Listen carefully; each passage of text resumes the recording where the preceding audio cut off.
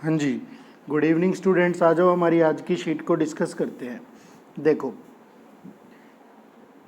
इसमें ना कुछ आपको सेंटेंस इम्प्रूवमेंट दी थी। अगर इसके अंदर कोई इम्प्रूवमेंट करनी थी तो वो आप बताओ। देखो क्या कहता है, people who believes in conspiracy theories have different way of thinking. भाई जो लोग ना कॉन्स्पिरेसी होते हैं, एक तरह का सीक्रेट एग्रीमेंट, एक तरह का षड्यंत्र रचना, इस तरह की थ्योरी में विश्वास रखते हैं, उनका थिंकिंग प्रोसेस कुछ अलग ही होता है। तो यहाँ पर पढ़ के पता लगा कि जो पीपल है भाई, जो पीपल है वो एक्चुअली में एक प्लूरल नाउन है। पीपल एक प्लूरल नाउन है, अनकाउंटेबल नाउन है। तो जब पीपल प्लूरल नाउन है तो भाई हु विच दैट अपने से पहले वाले आने वाले नाउन के अकॉर्डिंग वर्ब लेते हैं। ये तो सारे बच्चों को पता है। तो फिर यहाँ पर बिलीव्स वर्ब के पीछे ईएस लगा के सिंगुलर क्यों लगाया? जब पीपल प्लूरल था तो फिर वर्ब भी प्लूरल आती, यानी इंप्रूवमेंट तो मुझे करनी पड़ेगी। ई ऑप्शन मैंने हटा दिया। अब आप देखो यहाँ प्रेजेंट दिखा रहा है, प्रेजेंट इंडेफिनिट दिखा रहा है, तो यहाँ पास्ट इंडेफिनिट क्यों दिखाएगा भाई? टेंस थोड़ी बदल देंगे। यहाँ पास्ट परफेक्ट दिखा रहा है, नो, ऐसा भी नहीं हो सकता। यहाँ फिर से पास्ट इंडेफिनिट दिखा रहा है, ऐसा भी नहीं हो सकता। तो जो गड़बड़ थी बस उसी को तो सही करना है, ऐसे थोड़ी हम अपनी मर्जी से बदल देंगे। तो यहाँ क्या लगा देते, आप लगा देते जी पीपल हु बिलीव। बस इतना सा गड़बड़ था। हु से पहले वाला नाउन अगर प्लूरल था तो वह भी कैसी लेनी थी जी? प्लूरल लेनी थी। बात क्लियर है? ठीक है जी, अब बढ़ो आगे। देखो क्या कहता है, there is immense enthusiasm in the tech and startup community to create world class made in India app. भाई जो टेक है ना, जो टेक्नोलॉजी की इंडस्ट्री है हमारी, है ना, आईटी इंडस्ट्री है, टेक्नोलॉजी की इंडस्ट्री है, और जो हमारी स्टार्टअप कम्युनिटी है, उनके अंदर ना एक बहुत अच्छा इमेंस उत्साह भरा हुआ है। किस चीज़ के लिए? कि वर्ल्ड क्लास ऐप्स बनाओ। जो ऐप्स कहाँ बने हो? इंडिया में। आपको भी पता है इंडिया कोशिश कर रहा है भाई, बहुत अच्छे प्रयास हम कर रहे हैं दुनिया में तरक्की करने के। उसी क्षेत्र में हम क्या कर रहे हैं? आपको पता है हमारी आबादी कितनी है भाई? 130 करोड़ प्लस है। तो डिजिटल प्लेटफॉर्म पर इंडिया आना चाहता है। इसी वजह से हम क्या चाहते हैं कि भाई जो ऐप्स है ना हम एंड्रॉयड में यूज़ करते हैं, वो सारे ऐप भी मेड इन इंडिया हो। बात क्लियर? अब देखो गड़बड़ क्या है। तो भाई एंथ्यूजियम कहाँ है? In the tech and startup community. अब देखो इंप्रूवमेंट में between the tech and startup community, between जैसी कोई बात नहीं होती। बिटवीन तो भाई जब इन दोनों को आपस में कोई लिंक करवाता तब सेंस देता, बिटवीन की तो आवश्यकता बिल्कुल भी नहीं पड़ी। Surrounding the tech and startup community, ये भी कोई सेंस नहीं दे रहा था। About the tech and startup community नहीं, अबाउट तो होता है किसी चीज़ के लिए, लेकिन इनके अंदर वो है ना एंथ्यूजम, ये भी हट गया। मुझे सबसे अच्छा दिखा अमंग। मुझे सबसे अच्छा क्या दिखा जी? अमंग। जब किसी चीज़ का क्रेज हो, कहते हुए नहीं है this is craze among youth, there is a craze among youth. तो भाई अमंग का मतलब क्या होता है जी? अमंग का मतलब है वो चीज़ उनके बीच में प्रचलित है, या फिर भाई इस तरह की सेंस देनी है, उनके बीच में चलन में है, तब हम अमंग लगाते हैं। तो यहाँ एंथ्यूजम इन्हीं दो इंडस्ट्रीज़ के बीच में तो है, टेक और स्टार्टअप कम्युनिटी के बीच में। तो भाई यहाँ पर इन प्रेपोजिशन की बजाय एक बेटर चॉइस अमंग थी, तो मैं डी ऑप्शन लगाता। बात क्लियर है? आगे बढ़ो। I will not let you go unless you will bless me. I will not let you go unless you will bless me. अच्छा, एक बात मैं आपको और बता दूं, आपको कोई भी डाउट हो आप कमेंट सेक्शन में पूछा करो। कल एक बच्चे ने कमेंट में डाउट पूछा था, रेनू ने डाउट पूछा था, डाउट क्लियर भी हुआ। हालांकि मेरी फर्स्ट डे से ही आदत है, मैं आपके सारे डाउट्स कमेंट बॉक्स में रिप्लाई करता हूं, लेकिन आपके जितने भी डाउट्स हो आप पूछा करो, कोई इशू नहीं है। अगर ज़्यादा कमेंट्स हो गए डाउट वाले तो हम क्या करा करेंगे, हम ना हर रोज़ के सेशन में लास्ट की 5 मिनट 7 मिनट डाउट का रख लेंगे। जो भी आपके डाउट्स होंगे वो सारे मैं यहाँ क्लियर कर दूंगा। तो आप अपने डाउट्स पूछा करो, और जो मैं होमवर्क देता हूँ वो इसलिए देता हूँ, मुझे पता है आप कर लोगे, लेकिन क्या है इस तरीके से ग्रामर का कोई कंसेप्ट रिवाइज हो जाए, पता सबको है लेकिन रिवाइज हो गया तो वो चीज़ लंबे टाइम तक आपके माइंड में रहेगी। बात क्लियर है जी? बात क्लियर है? अब आप एक बारी इस सेंटेंस को पढ़ो, इसमें भी आपके लिए होमवर्क ही है। I will not let you go unless you will bless me. भाई मैं तुम्हें जब तक नहीं जाने दूंगा जब तक तुम मुझे आशीर्वाद नहीं देते। तो एक बात तो मुझे पता लग गई। क्या बात पता लग गई भाई? दो काम भविष्य में एक के बाद होने हैं, है ना। एक काम का होना दूसरे काम के होने पर निर्भर करता है। भाई तुम मुझे ब्लेस करोगे तभी तुम जा पाओगे, अगर ब्लेस नहीं करोगे तो जाने नहीं दूंगा। तो जब भी ऐसा होता है तो हम पहले वाले एक्शन को प्रेजेंट इनडेफिनेट में रखते हैं और दूसरे वाले को फ्यूचर के किसी टेंस में, या तो सिंपल फ्यूचर में या फिर भाई फ्यूचर परफेक्ट में भी कभी कभार दे दिया करते हैं। तो यहाँ तो सीधी सी बात दिख गई, यू विल लगाया, गड़बड़ की, नो करेक्शन हट गया। बात क्लियर? अनलेस एक नेगेटिव वर्ड होता है, अनलेस एक नेगेटिव वर्ड होता है तो इसके साथ में दोबारा नोट का यूज़ नहीं होना चाहिए था। अब भाई वुड मोडाल क्यों लगा दिया, प्रेजेंट इंडेफिनिट चाहिए, वुड मोडाल तो वर्ब के नालायक बच्चे थे, ग्रामर में टेंस बता ही नहीं पाते थे, तो इसको भी हटाओ। Unless you bless me, would फिर से हट गया, क्या आंसर बचा, आंसर ये एक बचा, अनलेस यू ब्लेस मी। बात क्लियर है। अब मैं आपसे पूछता हूँ, आपका होमवर्क मुझे पता है सब बच्चों को पता होगा, सिर्फ रिविजन के लिए ही होता है ताकि कंसेप्ट हमारे दिमाग में फिट हो जाए। भाई यहाँ पर आई सब्जेक्ट है, विल हेल्पिंग वर्ब है, नोट एडवर्ब है, लेट मेन वर्ब है, यू हमारी क्या है जी, यू हमारा क्या है, फिर से एक सब्जेक्ट है, I will not let you go, go हमारी फिर से वर्ब हो गई। आप मुझे एक बात और बताओ कि भाई लेट जैसी कुछ और वर्ब्स थी जिनके बाद में जब भी कभी वर्ब आती थी तो वो हमारी बेयर इन्फिनेटिव में आती थी। लेट जैसी कुछ और वर्ब्स थी जिनके बाद में जब भी वर्ब आती थी वो कुछ और, वो सारी वर्ब्स बेयर इन्फिनेटिव में आती थी, यानी बिना टू के आती थी, सिंपल V1 आती थी। तो आप मुझे एक बारी कमेंट में बता दो कि आपको वो वर्ब्स याद भी हैं या नहीं हैं, तो कमेंट में लिख दो कि जी ये वर्ब्स थी, ठीक है, ताकि रिवाइज हो जाएगा। ठीक है, अब जल्दी से 24 को पढ़ो। जज ask the police what evidences have you got, what evidences have you got to proving him guilty. वैसे तुम्हें एक बात बताऊं भाई, कहने पे कह देते हैं एविडेंस अनकाउंटेबल नाउन होता है, बिल्कुल होता है, लेकिन देखो इसने यहाँ पर इसको काउंट करके एस लगाया और हैव भी लगाया। अब मैं इसकी गलती नहीं निकालूंगा, जो उसने दे दिया भाई उसी में आपको काम चलाना पड़ेगा। अब आप एक बात समझो, what evidences have you got to proving him guilty, तो आप सबको पता है भाई टू प्रूविंग नहीं, टू के बाद V1 प्लस ING तो कुछ ही चीज़ों में आती है विद ए व्यू टू, है ना, एक आधी चीज़ होती है जिसमें आती है, अदरवाइज 2 प्लस V1 आता है। तो प्रूविंग की बजाय क्या लगाओगे, प्रूव लगाओगे, क्या लगाओगे जी, प्रूव लगाओगे। 2 के बाद V2 तो यूज़ करते ही नहीं, 2 के बाद V2 तो यूज़ करते ही नहीं, 2 के बाद V1, ठीक है, 2 के बाद V1। आई क्या कहते हैं, जज ask the police what evidences have you got to prove him guilty. बिल्कुल सही बात है, यू को मैं दे में कैसे बदल सकता हूँ, यू को तो दे में बदल ही नहीं सकता, सी ही इसका आंसर हो जाता। जल्दी से 25 को पढ़ो।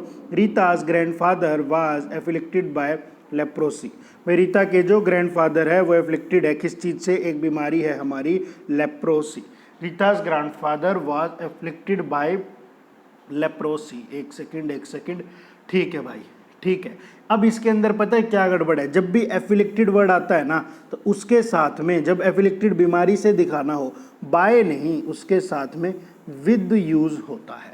तो भाई बाय यूज होता ही नहीं, हमें पता था। अब ये थोड़ा सा रीडिंग से चीज़ें माइंड में रिकॉल होती है, रीडिंग करते हैं हम तो फिर ये चीज़ें रिकॉल होती है। तो इसका क्या आंसर बनता है जी, इसका आंसर बनता है ये हमारा डी, एफिलेटेड विद लेप्रोसी। बात क्लियर है। अब आप जल्दी से पढ़ो, देखो क्या कहता है। इसमें कुछ नहीं करना भाई, एक फिलर दे दिया, उस फिलर के बेसिस पे 4 ऑप्शन दे दिए, आपको चूज करने, कोई 2 वर्ड्स भरे जा सकते हैं, आपको चूज करना था कौन से वर्ड्स इसमें भरे जाएंगे। जल्दी से पढ़ो। The recent Chinese aggression in the Galwan valley has understandably dash our sense of outreach. क्या तो भाई हाल फिलहाल में जो एग्रेशन हुआ ना गलवान घाटी में, उसने क्या कर दिया, अंडरस्टैंडेबली समझ आता है, उसने क्या कर दिया, हमारा गुस्सा, हमारे आउटरीच को डैश कर दिया। तो क्या हुआ भाई, हमारे जवान शहीद हो गए, तो देश में क्या फैला, गुस्सा फैला, एंगर फैला। तो भाई डैम्पन नहीं, डैम्पन का मतलब तो होता है कम करना, डैम्पन का मीनिंग तो होता है जी कम करना। एक्सटिंग्विश का मीनिंग होता है बुझा देना, है ना, फायर एक्सटिंग्विशर होता है, फायर एक्सटिंग्विशिंग सिलेंडर्स होते हैं जो बुझा देते हैं, कम कर देते हैं। इग्नाइटेड ही तो होता है, आपने पढ़ा था क्या, ज्वालामुखी में से लावा निकलता था, एकदम तपता हुआ लावा निकलता था, उसमें हम एक वर्ड यूज़ करते थे इग्निशन टेम्परेचर। तो इग्नाइट का मतलब ही होता है एकदम उकसाया हुआ, एकदम हॉट सेंस में भी यूज़ होता है, और एकदम उकसाया हुआ, एकदम गुस्से से भरा हुआ, ऐसा भी सेंस देता है। और एक वर्ड मिला इन्फ्लेम्ड, इसी से तो वर्ड मिला था हाईली इन्फ्लेमेबल। इन्फ्लेमेबल मटेरियल कौन सा होता है, जो जल्दी से जल जाता है। आपने डिओड्रेंट वगैरह खरीदोगे, उसके ऊपर देखना, उसकी बोतल के ऊपर लिखा होता है कि भाई highly inflammable, keep away from the fire, वो जल्दी से आग पकड़ लेता है। तो मतलब जल्दी से वो चीज़ गर्म हो जाती है, भड़क जाती है, इस तरीके की चीज़। तो यही तो हुआ, उस गलवान घाटी ने गुस्सा ही तो भड़का दिया हम लोगों का। तो यहाँ पर क्या आएगा, ए और सी में से दोनों आंसर लग सकते थे, यहाँ आंसर बनता आपका सी। क्या आंसर बनता जी, सी आंसर बनता। जल्दी से नेक्स्ट को पढ़ो। कटिंग ऑफ और reducing trade and similar economic actions can have a dash effect only if the country adopting these measures have sufficient cloud. भाई क्या कहता है, देखो हमने क्या किया, चाइना के साथ लड़ाई में भाई हमारे जवान शहीद हुए, तो हमने क्या किया, आपने देखा होगा व्यापारियों ने उनसे ट्रेड बंद कर दी है ना, ट्रेड बंद की थी ना। ये वही तो बात कह रहे हैं कि भाई कट ऑफ कर दो। कट ऑफ का मीनिंग क्या होता है, खर्चे कम करना, एक्सपेंसेस कम करना, किसी चीज़ को कम करना, या फिर रिड्यूस कर दो किसको, ट्रेड को, और सिमिलर इकोनॉमिक एक्टिविटी, सिमिलर आर्थिक गतिविधियों को आप कट ऑफ कर दो या रिड्यूस कर दो। कैन हैव डैश इफेक्ट, उसका कैसा इफेक्ट होगा, ओनली जब ही इफेक्ट होगा अगर कंट्री जो एडॉप्ट कर रही है इन मेजर्स को उसके पास क्या हो, सफिशिएंट क्लाउड हो। क्लाउड क्या होता है जी, क्लाउड होता है प्रभाव।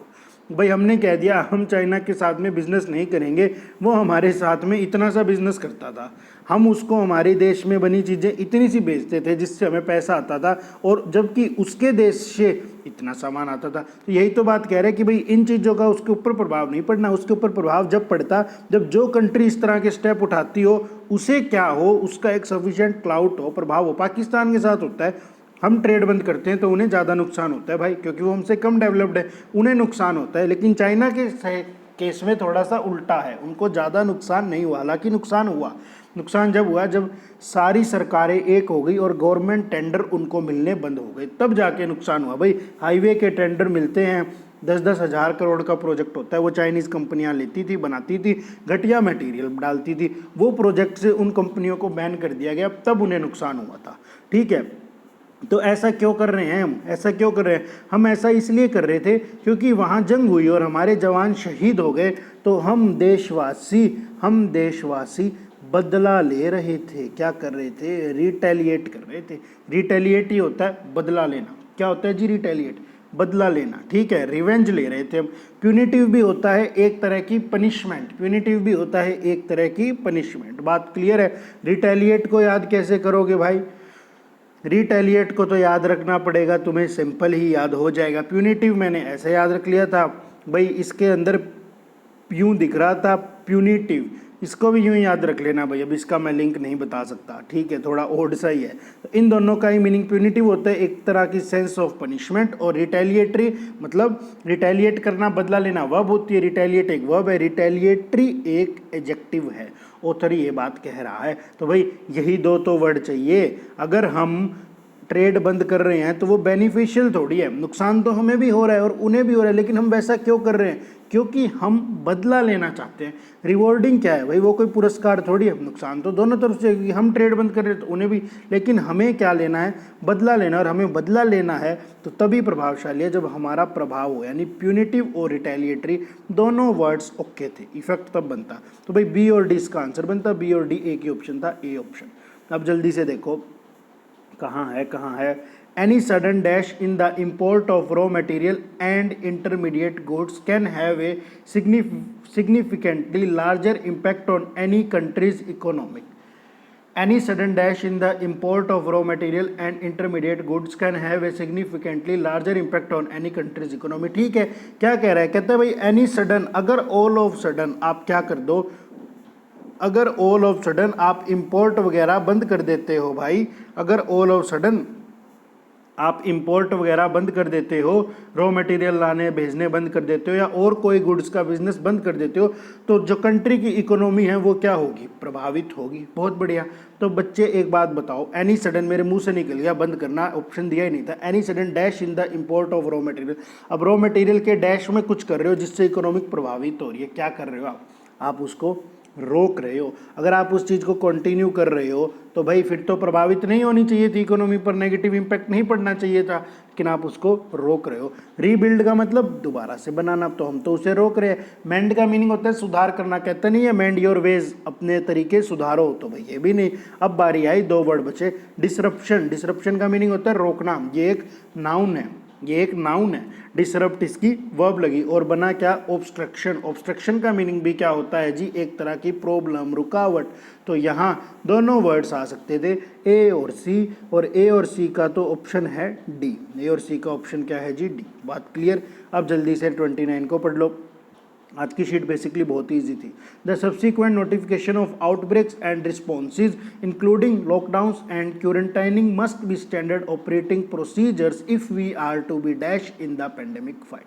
कहता है भाई सब्सिक्वेंट नोटिफिकेशन ऑफ आउटब्रेक, जो नोटिफिकेशन आई है ना आउटब्रेक, आउटब्रेक का मतलब फैल गया, और क्या फैल गया, कोरोना वायरस, और जो रिस्पॉन्स में लॉकडाउन लगाए गए हैं और लोग क्वारंटाइन हो रहे हैं, वो ना एक स्टैंडर्ड ऑपरेटिंग प्रोसीजर होना चाहिए अगर हमें क्या करना है, इस पैंडेमिक से फाइट करना है। अब एक बात बताओ, हम लॉकडाउन लगा रहे हैं, हम क्वारंटाइन हो रहे हैं, क्यों हो रहे हैं, हमें उस पैंडेमिक से फाइट करनी है, और हमें उस फाइट को सिर्फ करना थोड़ी यार, लड़ाई करने का मतलब थोड़ी है, हमें क्या करना है, हमें जीतना है। लड़ना तो जीत के लिए, कोई ये थोड़ी भाई हमें मरना है। तो यहाँ डिफीटेड वर्ड तो नहीं आ सकता और अनसक्सेसफुल वर्ड भी नहीं आ सकता।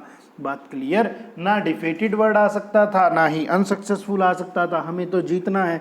क्या ऑप्शन आएगा, विक्टोरियस या फिर ट्रिम्फेंट, विक्टोरियस या फिर ट्रिम्फेंट, यानी ए और सी दोनों ऑप्शन आ सकते थे, बी इसका आंसर लगता। आगे पढ़ो। The regulatory authority is investing if hospitals are holding the drugs after dash these directly from manufacturer। Hold का मीनिंग क्या होता है, होल्ड का मीनिंग होता है कलेक्ट करना, और जनरली वो कलेक्शन इलीगल तरीके से किया जाता है। याद कैसे रखोगे, हिंदी में वर्ड नहीं होता, एक होड़ सी मची हुई है लोगों में, इसको वही पढ़ो तुम, एक होड़ सी मची हुई है लोगों में इलीगल तरीके से पैसा या सामान को वो करना, स्टोर करने की। तो यही तो बात कह रहे हैं कि रेगुलेटरी अथॉरिटी जो है ना वो इन्वेस्टिगेट कर रही है कि कहीं हॉस्पिटल जो है ड्रग्स वगैरह को होल्डिंग तो नहीं कर रहे, उन्हें इलीगल तरीके से स्टोर तो नहीं कर रहे। कब, after dash this directly from manufacture से सीधा आने के बाद। अब मेरे हिसाब में तो तुम सब बच्चों को पता ही होगा कि स्टोर क्यों करते हैं भाई, इतने तो हमारे बच्चे छोटे हैं भी नहीं, लेकिन फिर भी मैं बता दूं क्या, 1 मिनट के लिए हम डिस्कस कर लेते हैं। देखो आज के डेट में वो एक कौन सी दवाई थी, मैं उसका नाम भूल गया, जो अभी इतनी ज़्यादा चली थी, वो एक उसका इंजेक्शन लगता था भाई, उस इंजेक्शन की कीमत कितनी थी, उस इंजेक्शन की कीमत थी 700 रुपये। 700 रुपये का इंजेक्शन क्या किया हॉस्पिटल वालों ने, भाई हमारे देश में रहते तो हैं ही निकम्मे लोग, तो उन्होंने क्या किया, 700 रुपये का इंजेक्शन था, उसके 1 लाख स्टॉक मंगवा लिए और उनको एक जगह पर बंद करके रख दिया। अब क्या हुआ जी, लोग मरने लग गए। अब वही बात आ गई, मरता क्या नहीं करता, तो किसी ने कहा इंजेक्शन दिला दो, तो बोला भाई 700 का तो नहीं मिलेगा, कितने का मिलेगा, 7000 का मिलेगा। वो बोला भाई चाहे 14000 का दिला दे, इंजेक्शन दिलवा दे, बंदा बचा दे हमारा। इस तरीके से काला बाजारी होने लग गई, और इसीलिए इन्होंने स्टोर किया था ताकि काला बाजारी से ज़्यादा मुनाफा कमाया जा सके। हॉस्पिटल ने 700 में खरीदा और उस चीज़ को बेचा कितने में, 14000 में, यानी लगभग आप देख रहे हो कितना गुना बेच रहा है, 20 गुना प्राइस पे बेचा, रातों रात करोड़पति बन गए। तो वही बात कह रहा है कि रेगुलेटरी अथॉरिटीज जो है इस बात की इन्वेस्टिगेट कर रही है कि कहीं हॉस्पिटल ऐसा तो नहीं कर रहे कि डायरेक्टली मैन्युफैक्चर से लेने के बाद उस चीज़ को स्टोर कर रहे हैं। अब बताओ हॉस्पिटल मैन्युफैक्चर से क्या कर रहे हैं, क्या कर रहे हैं जी, एक्वायर कर रहे हैं, है ना, या फिर प्रोक्योर कर रहे हैं। प्रोक्योर का मीनिंग भी होता है प्राप्त करना, एक्वायर का मीनिंग भी होता है प्राप्त करना, एबेंडन का मीनिंग होता है त्याग देना, फॉरफिट का मीनिंग होता है जब्त करना या जुर्माना लगाना। तो वो इंजेक्शंस को जब्त नहीं कर रहे, वो प्राप्त कर रहे थे। ए और डी, ए और डी, बहुत अच्छे जी, ए और डी ऑप्शन मिला ए में। ए में भाई ऐसा ही थोड़ी होगा, सारी बार मुश्किल टेस्ट थोड़ी आएगा, इतने भी हम बदनसीब नहीं, कभी कभी पेपर आसान भी आएगा। बिल्कुल सही बात है। अब क्या करो, एक वर्ड दिया और आगे 4 सेंटेंसेस दिए, आपको पढ़ के फाइंड आउट करना है कि भाई ये वर्ड सही तरीके से यूज़ किया भी ऑथर ने या नहीं किया। वर्ड क्या है जी, वर्ड है कैप्रेशियस। कैप्रेशियस, इस वर्ड को हमने डेली डोज की सीरीज़ में याद कर लिया था। मैंने बताया था ना, मैं और मेरे दोस्त बाजार में गए थे, वो कोई चीज़ पसंद नहीं कर रहा, बार बार कह रहे क्या प्राइस है भाई, क्या प्राइस है। यानी मेरे दोस्त का माइंड कैसा है, फिकल माइंडेड है। फिकल माइंडेड है मतलब एक सनकी सा काम कर रहा है, ठीक है, बार बार चेंज हो रहा है, बार बार चेंज हो रहा है, चेंजेबल है। और जब कोई चेंजेबल है तो उसका मीनिंग क्या है जी, म्यूटेबल है, उस पर डिस्प्यूट या झगड़ा भी हो सकता है। ये सारे मीनिंग कैप्रेशियस वर्ड देता है। कैप्रेशियस के पीछे OUS लगा है, जिसके पीछे OUS लगा होता है वो एक एडजेक्टिव होता है। आपने देखा द आर्टिकल था, नेचर एक नाउन था, उसके लिए एक एडजेक्टिव आ रहा था कैप्रेशियस। अब पढ़ो आगे। The capricious nature of the boy was responsible for his getting into constant fight. भाई उस लड़के का ना एक फिकल माइंडेड सा नेचर था, फिकल माइंडेड मतलब एक सनकी सा था, कभी कोई बात कहता कभी कोई बात कहता, इस वजह से वो लगातार झगड़ों में पड़ता जाता, उसकी लगातार लड़ाइयाँ होती रहती थी। बिल्कुल सही है, कोई गड़बड़ नहीं।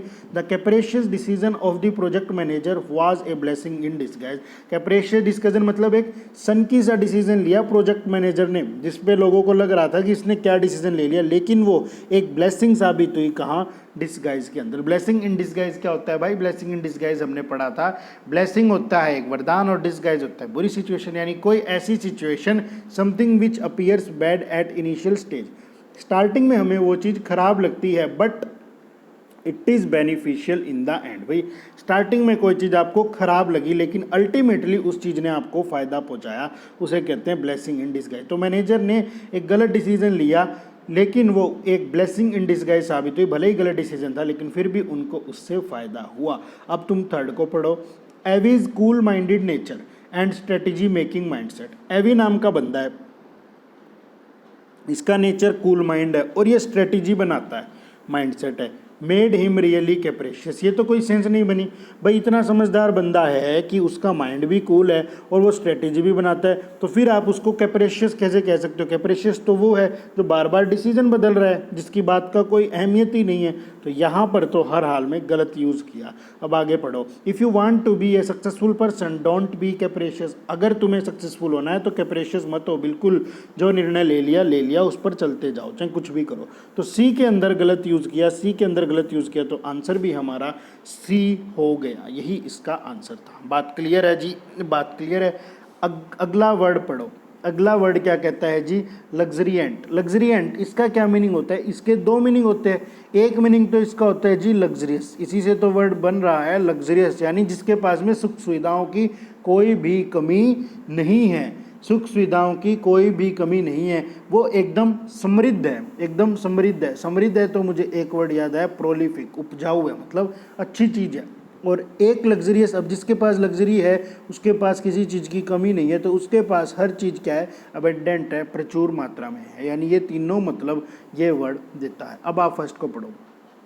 The affluent boy always used to ride. The affluent boy always used to ride the high horse because of the luxuriant lifestyle he could afford. ठीक है भाई, बिल्कुल पॉजिटिव वर्ड है। एफ्लुएंट बॉय अमीर लड़का है, use to ride the high horse. ठीक है, क्यों? क्योंकि उसकी लाइफस्टाइल कैसी? एक लग्जरियट है, यानी लग्जरियस लाइफस्टाइल है जिसको वो अफोर्ड कर सकता है। ए में तो कोई भी गड़बड़ नहीं कर रहा। बी को पढ़ो। He was poor and luxuriant and could barely sustain his family need. यहाँ गड़बड़ कर गया ना, पहले में कह रहा है कि भाई वो गरीब था, आगे लग्जरियंट लगा रहा है कि वो अमीर था और मुश्किल से ही अपने घर की ज़रूरतों को पूरा कर पा रहा था, यानी यहाँ लग्जरियंट वर्ड का गलत यूज़ था। Desert was luxuriant with trees and bushes. Desert जो था, रेगिस्तान था, वो प्रचुर मात्रा में भरा हुआ था पेड़ और झाड़ियों से। तो ऐसा थोड़ी होता है, डेजर्ट में तो ये चीज़ें होती नहीं, यानी बी और सी में तो गड़बड़ कर ही रहा है। Cristiano Ronaldo's luxuriant lifestyle is an outcome of the efforts and perseverance he put in throughout the year। कहते हैं भाई जो रोनाल्डो भाई साहब है, फुटबॉल के प्लेयर है, इनकी जो एक लग्जरियस लाइफस्टाइल है ना, वो आज आउटकम है, नतीजा है जो प्रयास उन्होंने किए और जो लगातार वो मेहनत करते आए इतने सालों से। यानी इसके अंदर सही यूज़ कर रहा था, यानी भाई बी और सी में गड़बड़ी कर रहा था, इसका आंसर आप लगा देते। नेक्स्ट वर्ड पढ़ो। नेक्स्ट वर्ड आपके सामने आ रहा है जी इरेसिबल। इरेसिबल एक्चुअली में एक एडजेक्टिव होता है, जिस चीज़ के पीछे BLE लिखा जाए 99% वो चीज़ क्या होती है जी? एडजेक्टिव होती है। एफेबल होता है ना, प्यारा। इरेसिबल होता है भाई, इरेसिबल भी एडजेक्टिव है। इरेसिबल का मीनिंग होता है गुस्सा, जिसे जल्दी से गुस्सा आ गया। ठीक है भाई, ये एडजेक्टिव है और इससे अगर नाउन बनानी पड़े तो आप बना देना आयर। आयर क्या होता है? एक नाउन होता है, मीनिंग सेम वही है, गुस्सा। अब बढ़ो इस सेंटेंस में आगे, क्या कहता है? द फील रियली, एक सेकेंड, यहाँ दा नहीं आना था, यहाँ आई आना था। I feel really इरेसिबल today because I woke up at the wrong side of the bed. कहता है आज ना मैं गुस्से में हूँ क्योंकि मैं बेड की गलत साइड से उतर गया। तो ये बात तो पता लग गई कि भाई गुस्से में है, तो यहाँ वर्ड तो सही तरीके से यूज़ कर रहा है, लेकिन wrong side of the bed क्या होता है? यूँ याद करो इस ईडियम को, भाई एक छोटा सा कमरा है, ये इतना सा कमरा है, ये एक बेड है भाई। अब आप देखो यहाँ से उतरोगे तो अच्छी जगह है ना, आराम से निकल जाओगे। यहाँ कम जगह है, यहाँ से नीचे उतरोगे तो दीवार की ठोकर लगेगी, आपके पैर में चोट आएगी। तो इसको यूं लिंक कर लो, wrong side of the bed मतलब छोटे से कमरे में आप बेड की गलत साइड से उतर गए, आपके पैर में चोट आ गई, इसीलिए आपका मूड ऑफ हो गया। तो इस इडियम का मीनिंग होता है इन ए बैड मूड। कई बार नहीं होता भाई, बिना मतलब के हमारा मूड खराब होता है, पता नहीं कोई पिछली बात हमें याद आ जाए या किसी भी रीज़न से हमारा मूड अपसेट होता है, बहुत ज़्यादा अपसेट होता है। उस टाइम पे आप क्या कह सकते हो कि भाई I woke up at the wrong side of the bed. बिल्कुल सही बात है। तो वर्ड तो बिल्कुल भी गलत यूज़ नहीं करा था, इडियम भी मैंने आपको याद करवा दी। जल्दी से पढ़ो। द इरेसिबल बॉस, बॉस कैसा था, गुस्से वाला था। फायर्ड दी एम्प्लॉय, एम्प्लॉय की छुट्टी कर दी और बाद में रिग्रेट कर रहा है क्योंकि उसे पता लगा कि ये जो एम्प्लॉय था ये तो एक वैल्यूएबल एसेट था कंपनी का। बहुत अच्छे, कोई गड़बड़ नहीं। आई फील इरेसिबल, मुझे गुस्सा आ जाता है जब मैं हंग्री होता हूँ और मुझे खाने के लिए कुछ भी नहीं मिलता। बिल्कुल सही है, ए बी सी में तो कोई भी गड़बड़ नहीं कर रहा। आगे कह रहा है रमेश फेल्ट इरेसिबल, रमेश को गुस्सा आया when he goat the promotion, जब उसका प्रमोशन हुआ। एंड ही वाज इलेटेड, और वो खुश हो गया कि भाई कंपनी ने उसकी कदर पहचान ली है। अरे भैया प्रमोशन हो गया, खुशी हो रही है, तो अब गुस्सा किस बात का है, अब तो मिल रहा है, मिल रहा है तो गुस्सा नहीं करना ना। तो यहाँ गड़बड़ है, इसीलिए डी ऑप्शन आएगा, क्योंकि डी सेंटेंस में गलत तरीके से वर्ड को यूज किया गया है। बात क्लियर। ट्राइट का मीनिंग क्या होता है? ट्राइट का मीनिंग होता है कोई चीज़ पुरानी हो, एकदम घिसी पिटी सी हो, डल हो, ओल्ड हो, या फिर कैसी हो जी, ऑब्सोलीट हो, या फिर इसका एक और सिनोनिम होता है भाई महंगी हो, या फिर इसका एक और सिनोनिम होता है जी शैबी हो, या फिर इसका एक और सिनोनिम होता है जी आउटडेटेड। ये सारे सिनोनिम होते हैं ट्राइट के, डल, ओल्ड, मोनोटोनस, महंगी, ऑब्सोलीट, आउटडेटेड, शैबी। ठीक है, अब पढ़ो। The building was decorated with flowers and lights and it definitely look right. तो भाई ये क्या, बिल्डिंग को फूलों से और लाइट से सजाया और अब बिल्डिंग पुरानी सी दिखेगी क्या? नो। ए में तो हर हाल में गड़बड़ कर रहा था लड़का हमारा, है ना।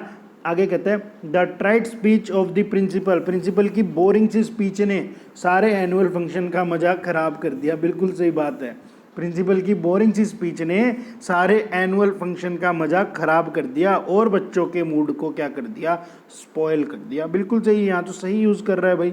आगे बढ़ो।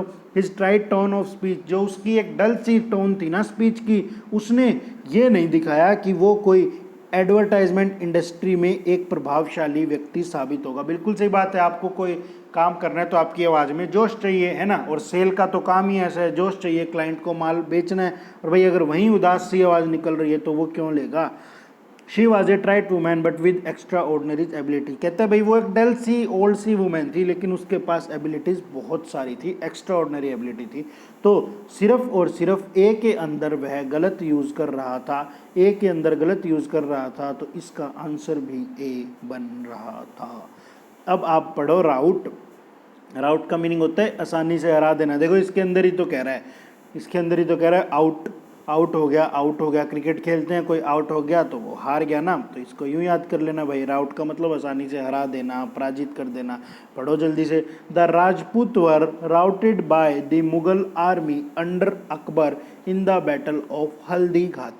सब बच्चों ने पढ़ा होगा, हल्दी घाटी का युद्ध हुआ था, महाराणा प्रताप के नेतृत्व में राजपूत की सेना लड़ रही थी और मान सिंह जो खुद एक राजपूत थे उनके नेतृत्व में भाई अकबर की सेना लड़ रही थी। हल्दी घाटी के युद्ध में महाराणा प्रताप की पराजय हो जाती थी। The Rajput were आउटेड by the Mughal army, यानी राजपूत को मुगल आर्मी ने हरा दिया हल्दी घाटी के युद्ध में अंडर अकबर की बैटल में, अकबर के देख रेख में। तो यहाँ तो कोई गड़बड़ नहीं करी। आई वॉन्ट क्विट, कहते हैं मैं क्विट नहीं करूँगा। आई वॉन्ट रन, मैं भागूंगा भी नहीं। आई वॉन्ट बी राउटेड, मुझे हराया भी नहीं जा सकता। दैट्स माई लाइफ वे, ये मेरे जीवन जीने का तरीका है। किसने कहा? सेड नरूटो, कोई नरूटो होगा। The terrorist were finally routed by the Indian army in the decisive battle in the north east frontier. कहते हैं भाई नॉर्थ ईस्ट पर यानी उत्तरी पूर्व उत्तरी पूर्व उस पर बॉर्डर पर क्या हुआ, टेररिस्ट को फाइनली खत्म कर दिया इंडियन आर्मी ने एक डिसिसिव, एक निर्णायक लड़ाई के बाद। यानी ए बी सी में तो भैया कोई गड़बड़ नहीं है, आगे बढ़ो। He was finally successful after being routed by his opponent हैं, कह रहे भाई वो फाइनली सक्सेसफुल हो गया कब, हारने के बाद अपने ओपोनेंट से। तो यहाँ तो गड़बड़ हो गई ना, he was finally successful after routing his opponent, इस तरीके से करेक्ट कर देता। यानी डी के अंदर गड़बड़ थी भाई, डी के अंदर गड़बड़ थी, तो इसका ऑप्शन भी क्या लगता, डी ऑप्शन लगता। ठीक है, डी ऑप्शन लगता। अब बढ़ो, अब देखो क्या कह रहे हैं, 4 सेंटेंसेस दिए, बेसिकली आपको ऐसे सेंटेंसेस चूज करने थे जिनके अंदर कोई भी एरर नहीं था। According to video footage cited via Reuters, तो भाई video footage cited via Reuters नहीं, video footage cited by Reuters, ये किसी का नाम होगा, हो सकता है किसी शहर के किसी जगह का नाम हो भाई, वहाँ के लोगों ने दिया, किसी पर्सन का नाम हो भाई, उन्होंने जो वीडियो फुटेज, यानी पहले में तो गड़बड़ हो गई, यानी पहला तो आंसर नहीं हो सकता, नो एरर भी आंसर नहीं हो सकता। That was broadcast on local television, बहुत बढ़िया, कोई भी गड़बड़ नहीं। ब्रॉडकास्ट की तीनों फॉर्म सेम होती है, broadcast broadcast broadcast, cut cut cut, spread spread spread, put put put, let let let, shirt shirt shirt, hurt hurt hurt, ये वो वर्ब्स थी कुछ जिनकी तीनों फॉर्म सेम होती है, जिसमें एरर बनाता है। A shirtless beard man in a pugilist shorts, एक शर्टलेस था, बियर्ड मैन था, इन प्यूजिलिस्ट शॉर्ट्स के अंदर था, यहाँ गड़बड़ कर गया। देखो प्यूजिलिट होता है बॉक्सर, प्यूजिलिट तो होता है जी बॉक्सर, और ये बॉक्सर वो वाला बॉक्सर होता है मुक्केबाज जो फाइट करता है, ठीक है, लेकिन जो शॉर्ट्स वगैरह हम पहनते हैं भाई उनको भी तो बॉक्सर बोलते हैं, तो यहाँ पर ना इसे वर्ड लगाना था बॉक्सर, इसने इसका सिनोनिम यूज़ किया प्यूजिलिस्ट। तो ये इस बॉक्सर का सिनोनिम प्यूजिलिस्ट जब होता है जब इस बॉक्सर का मीनिंग हो मुक्केबाज, जैसे एक वो थे ना शायद हमारे मोहम्मद करके नाम था उनका, मैं भूल गया, अच्छे खासे बॉक्सर थे, है ना, तो भाई वो वाला बॉक्सर थोड़ी चाहिए, यहाँ तो पहनने वाली जो बेसिकली हाफ पैंट होती है, निक्कर होती है, उसके लिए वर्ड चाहिए, तो यहाँ प्यूजिलिस्ट की बजाय ये वाला बॉक्सर आएगा। बात क्लियर, यानी फर्स्ट में एरर है, थर्ड में एरर है, फोर्थ पढ़ लो, was seen handcuff and being taken out of the store, उसे देखा गया, हैंडकफ मतलब हथकड़ी लगाए हुए और दुकान से बाहर ले जाया जा रहा था। फोर्थ में बेसिकली कोई भी गड़बड़ नहीं थी, गड़बड़ सिर्फ थी फर्स्ट और थर्ड के अंदर। ढूंढो फर्स्ट और थर्ड, ए ऑप्शन। अब बढ़ो तुम आगे, यह कहता है एटलीस्ट 10 पीपल इंक्लूडिंग ए पुलिस ऑफिसर, कहता है कम से कम 10 लोग थे जिसमें एक पुलिस ऑफिसर भी था, तो कोई गड़बड़ नहीं थी इसके अंदर। तो were killed in A shooting in A supermarket in the boulders area, तो भाई दो जगह की बात कर रहा है तो दोनों में इन प्रपोजिशन क्यों, छोटे वाली पर एट लगा दो। वर किल्ड, कहाँ मर गए वो, कहाँ मार दिया उनको, एट ए शूटिंग, एक तरह का इवेंट हो गया ना, एक तरह की घटना हो गई।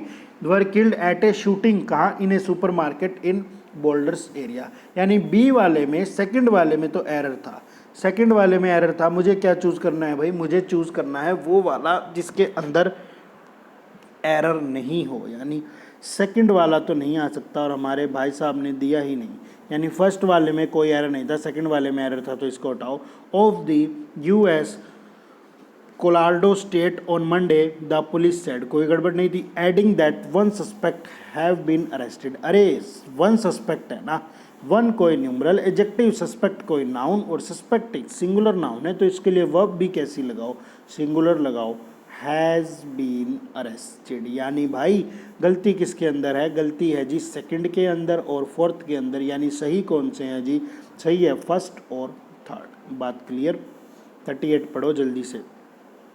टैली 51, टैली किसी का नाम है, 51 उसकी उम्र है। Had been serving in the borders police department since 2010, वो भाई 2010 से पुलिस डिपार्टमेंट में नौकरी कर रहा था, कोई गड़बड़ नहीं है।